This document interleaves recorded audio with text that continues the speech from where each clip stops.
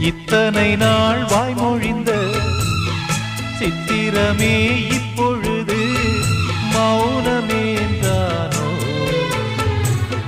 மின்னலென மின்னிவிட்டு கண்மறைவாய் சென்று விட்ட மாயம் நீதானோ?